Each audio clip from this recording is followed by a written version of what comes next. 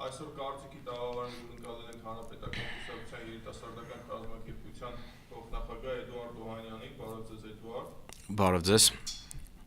Շնորհակալ եմ շատ հրավերի համար։ Հարգելի հայրենակիցներ, բոլորիդ ողջունում եմ։ Այսօր կցանկանայի խոսեինք Հայաստանի Հանրապետությունում տիրող ներքին քաղաքական իրավիճակից, որը ցավոք սրտի օրորի գնալով միայն բարդանում է, եւ լուծումներ ստանալու փոխարեն այդ խնդիրները օրորի գնալով ավելի խորանում են, ավելի լուրջ են դառնում եւ դրանից ելնելով Հայաստանի Հանրապետությունում շարունակում են թանկացումները, շարունակվում է արտագաղթը եւ շարունակվում են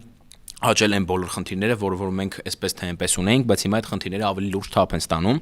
Կցանկանայի սկզբանե խոսեինք թանկացումներից եւ գնաճից, որը որ Հայաստանի Հանրապետությունում վերջին 2-3 տարիների ընթացքում դարձել է ինչ-որ սովորական բան եւ պրոգրեսիվ ձևով շարունակում է աճել, եւ մեր պետությունը, մեր իշխանությունները ներկայիս փոխանակ դրա դեմ պայքարեն եւ փոխանակ փորձեն որևէ լուծումներ առաջարկեն, այնպիսի տպավորություն է, որ իրենք նույնիսկ փորձում են ինչ-որ կերպով դրան աջակցել եւ իրենց համար դա սովորական է, որովհետեւ օրինակ երբ որ կառավարության նիստերն ենք լսում, ազգային ժողովի արտահերթ նիստերը կամ նիստերը առհասարակ լսում ենք, այնպիսի տպավորություն է ստեղծվում, որ կարծես թե մենք այս աշխարհից չենք, ինչ որ ուրիշ իրականության մեջ ենք ապրում մենք եւ այս իշխանության ներկայացուցիչները, որովհետեւ այն թվերը, որ իրենք հրապարակում են, տնտեսական աճը, որի մասին իրենք խոսում են, չգիտեմ, օրինակ աշխատատեղերի բացումները եւ շատ այլ բաներ իրականությանը չեն համապատասխանում, եւ ես ինքս որպես Հայաստանի Հանրապետության քաղաքացի բազմիցս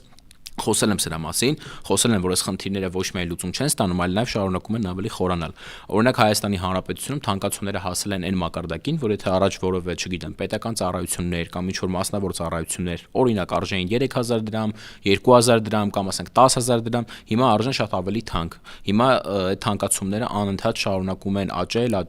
թանկացումները չեն կանգ առնում։ Դրա պատճառը կայանում է նրանում, որ իշխանությունները անպատասխանատու կերպով են մոտենում իրենց աշխատանքին կամ իրենք ուղղակի, չգիտեմ, չեն տիրապետում իրական տվյալներին։ Հիմա այստեղ հարց է առաջանում։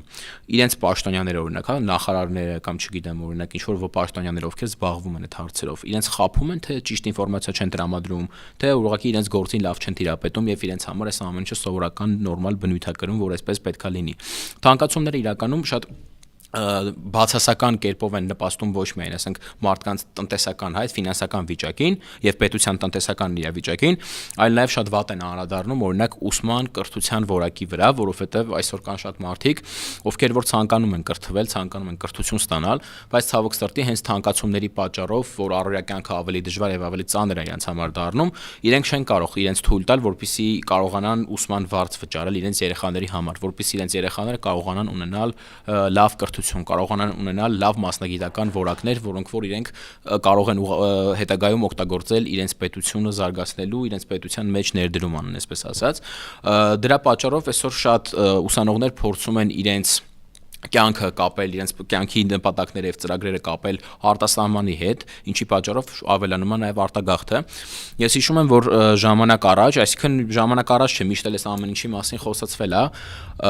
եւ միշտ իշխանության ներկայացուցիչները ասում էին, որ տեսեք, այն ժամանակ արտագաղթը շատ էր, արտաքին պարտքը շատ էր, թանկացումները շատ էին եւ այլն, բայց հիմա մենք փաստացի տեսնում ենք, որ այս իշխանությունների օրոք այդ ամեն ինչը նոր թափ է առել եւ այդ նոր թափով է շարունակում զարգանալ։ Եկեք հերթականությամբ գանք, օրինակ հենց նույնը ինքը արտագաղթի հետ կապված։ Երբ թե առաջ ասում էին, որ արտագաղթը շատ այլ մարդիկ լքում են իրենց հայրենիքը, փորձում են ուրիշ երկրներում գտնել իրենց աշխատանքը, փորձում են իրենց կյանքը կապել, չգիտեմ, ուրիշ երկրներում իրենց կյանքը ստեղծել, հիմա դա կրկնակի անգամ ավելացել, որովհետև այս ամեն ինչից բացի կյանքի մակարդակից, որակի մակարդակը ցածր է շատ բավականին, նաև կրթության մակարդակն է շատ ցածր, նաև դրան զուգահեռ այդ ամեն ինչը շարունակում է ավելի խորանալ եւ մարդիկ ճարահատյալ լքում են հայրենիքը, փորձում են ուրիշ տեղ գտնել, չգիտեմ, իրենց աշխատանք, փորձում են իրենց կյանքը ապագայի պլանները կապել ուրիշ երկրներում, ուրիշ պետություններում ստեղծել նոր կյանք եւ նույնը կապված է հիմնականում ուսանողների եւ երիտասարդության հետ։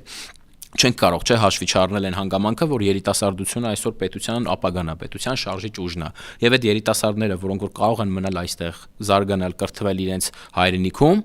եւ հետագայում իրենց մասնագիտական որակները, չգիտեմ, օգտագործեն Հայաստանի Հանրապետությունը զարգացնելու նպատակով,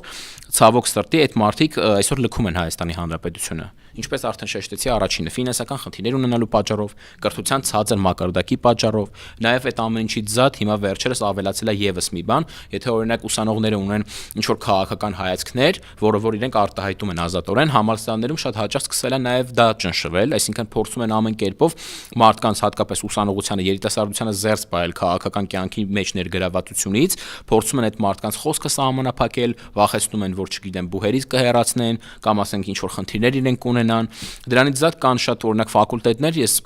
ինքս որպես ուսանող շատ հաճախ լսում եմ այս խնդրի մասին եւ ինքս առնչվել եմ այդ խնդրի հետ, որ կրթաթոշակները նույնպես մարդկանց կտրում են, այսինքն այն մինիմալ ծախսը, որը որ օրինակ փորձում էին, ապահովել առաջ ուսանողի համար, որպեսզի գոնե իր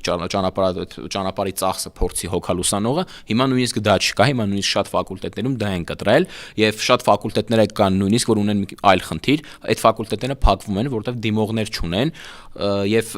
եթե մի քիչ էլ էսպես շարունակվեց, դա շատ լուրջ խնդրի է հանգեցնելու, որովհետեւ տվյալ ոլորտում մենք չենք ունենալու պարզապես մասնագետներ, մարդիկ, ովքեր որ կգան, կդիմեն եւ հետագայում այդ մասնագիտությամբ կաշխատեն։ Օրինակները իհարկե բազմաթիվ են, ես դրա մասին եւս շատ եմ խոսացել, թե որ ֆակուլտետներն են դրանք, եւ այդ ամեն ինչի հետ զուգահեռ պետք է հասկանալ, որ եթե այդ հնարավորությունները երիտասարդության համար չեն ապահովում պետության կողմից, լրիվ տրամաբանական է, որ երիտասարդները պետք է ստիպված դիմեն արտագաղթի ճանապարհին գնան ուրիշ երկրներում, փորձեն գտնեն աշխատանք, ուսում ստանան կամ չգիտեմ, իրենց կյանքը փորձեն այդտեղ ապահովել։ Այդ ամեն ինչից զատ մենք ունենք նաեւ շատ կարեւոր խնդիր, որի մասին իմ ընկերները բազմիցս խոսել ենք։ Խոսքը վերաբերվում է Հայաստանի Հանրապետությունում գտնվող քաղբանտարկյալներին, եւ քաղբանտարկյալները այսօր շատ են, բազմաթիվ են, 40-ից ավելին են, եւ բազմիցս սրա մասին խոսել եմ, ասել եմ, որ այն գործերը, որ իրենց վրա հարուցված են քրեական գործերը, ապօրինի բնույթ են կրում, շինծու բնույթ են կրում, ոչ մի իրավական հիմք չունեն, բայց այդ գործերը չգիտես ինչի ոչ միայն սկիզբ են տալիս այդ գործերին, այլ նաեւ շարունակություն են տալիս այդ գործերին, եւ բոլոր այն դատավորները, չգիտեմ, դատախազները, պաշտոնյաները, ովքեր ներգրաված են լինում այդ գործին, եւ այսպես ասած պետության իշխանության, այսինքն սրտով չի լինում այդ գործը, թե ինչպես է առաջ ընթանում, այդ մարդիկ հեռացվում են, որպես օրինակ կարող ենք բերել օրինակ Դավիթ Մինասյանի դեպքերը, երիտասարդի ում կալանավորեցին եւ եթե ճիշտ եմ հիշում, արդեն երկու քննիչ, թե երկու դատավոր, կարծեմ իր գործի այդ առնչությունը ովքեր ունեցել են, իրենց ազատել են աշխատանքից եւ դա շատ հարցեր է առաջացնում։ Ես ուղղակի մի բան չեմ կարողանում հասկանալ, թե ինչ, այսպես կարելի ասել, չարությամբ են վերաբերվում այս հարցին, որովհետեւ ես հիշում եմ, որ այսպիսի մի բան հնչեց, որ ասացին մենք պետք է այնպես ենք անելու, որ իր վերջին զանգը բանտում նշի, թե ինչ որ նմանատիպ արտահայտություն եղավ, եւ ես չեմ կարողանում հասկանալ, թե դրա մեջ ինչ դրական բան կա։ Այսինքն եթե նույնիսկ օրինակ երիտասարդը կամ օրինակ ինչ որ որևէ քայլ է կատարել, այդ քայլին կարելի է ավելի վերապահորեն մոտենալ, բայց իշխանությունները որոշեցին, որ ոչ, իրենք ունեն իրենց սեփական մտավախությունները, թեկուզ հենց մեկը հունիսի 7-ի գալիք ընտրությունների հետ կապված եւ շատ այլ բաների հետ կապված, դրա համար իրենց մտավախությունները հանգստացնելու համար իրենք պատրաստ են դիմել ամեն քայլի եւ ի դեպ քանի խոսեցի Նաև ընտրությունների մասին բոլոր են քաղբանտարկյալները այսօր ովքեր որ մեծ մասը գտնվում են բանտերում հենց այդ իշխանությունների վախերի համար, որովհետև փաստացի մենք տեսնում ենք, որ այսօր կալանավորված են քաղբանտարկյալի վիճակում են գտնվում են մարդիկ, ովքեր որ իրենց համայնքներում, իրենց քաղաքներում ունեն ձայն, վստահություն, սեր, հարգանք ժողովրդի կողմից, եւ այն բոլոր մարդիկ, ովքեր որ ընտրվել են օրինակ, չգիտեմ, համայնքապետ, քաղաքապետ եւ այլն, այսօր կալանավորված են, փորձում են ցույց տալ, որ իրենք, չգիտեմ, ինչ որ 5 գործեր են իրենց վրա բացում, terrorizmi ինչ որ հոդվածներ են իրենց վրա փորձում բացել, օրինակ մեր սրբազանների վրա են փորձում նմանատիպ գործեր բացել, ասելով, որ իրենք պետք է կալանավորվեն, որովհետև, չգիտեմ, օրինակ 6-7 տարի առաջվա վաղեմության ինչ որ գործեր կան, որոնք որ իրենք որոշում են հիմա բացել, հիմա ինչ որ ընթացք տալ այդ գործերին, եւ այդ ամեն ինչը խոսում է այն մասին, որ այդ մարդկանց փորձում են ուղակի իշխանությունները զերծ պահել, փորձում են դաշտում պահել իրենց մարդկանց, քաղաքապետ կլինի դա, համայնքապետ կլինի, եւ այդ մարդկանց միջոցով իրենք փորձում են, չգիտեմ, հետագա ընտրություններին պատրաստվել եւ հետագա ընտրություններում ունենալ 100%-անոց վստահություն, որ իրենք հաղթելու են, իրենք անցնելու են, ընտրվելու են, հետո կանգնելու են խոսեն ժողովրդավարությունից, ասեն, որ տեսեք, մենք ունենք ժողովրդավար երկիր, որտեղ ժողովուրդը կրկին անգամ մեզ ընտրեց, բայց ինչ էլ որ իրենք անեն, մենք տեսնում ենք, որ այս իշխանությունները այլևս ոչ ժողովրդի սեր ունեն, ոչ ժողովրդի վստահություն ունեն, ոչ էլ ինչ որ ռեյտինգ ունեն ժողովրդի մեջ, հա, եւ այն բոլոր հարցումները, որ կատարվում են, այդ հարցումների վրա կարելի է ուշադրություն չդարձնել, կարելի է ուղղակի դուրս գալ փողոց, որովհետև ես օրինակ անձամբ ինքս չեմ հավատում այդ հարցման թվերին։ Կարելի է ուղղակի դուրս գալ փողոց, մարդկանց պատահական մարդկանց հարց ու փորձ անել, հա, օրինակ իրենց կարծիքը փորձել իմանալ, մենք տեսնում ենք, թե մարդիկ ինչ բացասական կերպով են այս իշխանությունների հասցեին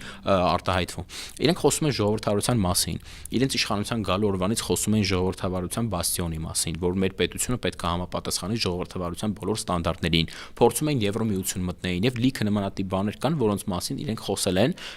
բայց այդ ամեն ինչը բացի նրանից, որ չի համապատասխանում իրականությանը, նաև մենք տեսնում ենք, որ այդ ամեն ինչին զուգահեռ մարդկանց խոսքը, որտեղ որ սահմանափակվում է, որտեղ մարդկանց փորձում են ճնշել, մարդկանց կալանավորում են իրենց ազատ խոսքը հայտնելու համար, մարդկանց կալանավորում են իրենց քաղաքական հայացքները արտահայտելու համար, այդպիսի պետության մեջ չի կարող ժողովրդավարության մասին որևէ խոսք գնալ։ Մենք դա բազմիցս տեսել ենք, շարունակում ենք տեսնել, եւ իմ համար տարօրինակ կայանում է նրանում, որ այն եվրոպական կառույցները, ովքեր որ պետք է մարդկանց իրավունքների պաշտպանությամբ զբաղվեն, այդ բոլոր կառույցները այսօր անգործության են մատնված, չեն զբաղվում այս հարցով այնպես, ինչպես որ կարելի էր զբաղվել եւ շատ կարճ ժամանակահատվածում կարելի էր շատ դրական արդյունքների հասնել։ Ես հիշում եմ օրինակ 10 տարի առաջ եւ 12 տարի առաջ, չգիտեմ, եւ առաջ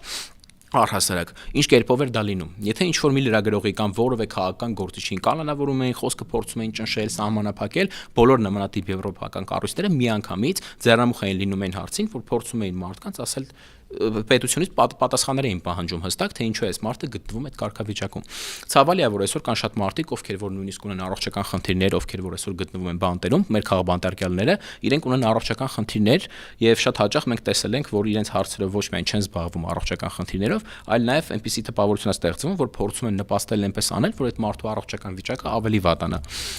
Հարգելի հայրենակիցներ, այս ամեն ինչը հաշվի առնելով, սա շատ իհարկե չնչին եւ մինիմալ բաներ է, ինչի մասին մենք խոսում ենք, այս ամեն ինչը հաշվի առնելով պետք է հասկանանք, որ այս իշխանությունները, որոնք որ այսօր գտնվում են իշխանության ղեկին, իրենք այն մարդիկ չեն, ովքեր որ պետք է կառավարեն մեր երկիրը, իրենք այն մարդիկ չեն, ում արժանի է մեր ժողովուրդը, որովհետեւ մեր ժողովուրդը ունի շատ երկար տարիների շատ մեծ պատմություն հարուստ եւ այդպիսի ժողովուրդը չի արժանացել նմանատիպ իշխանությանը։ Այդ իսկ պատճառով ես հորդորում եմ բոլորին, որ մենք շարունակենք պայքարը, ոչ մի բանի առաջ չկանգնենք, չվախենանք եւ անկախ ամեն ինչից շարունակենք պայքարը։ Շնորհակալ եմ։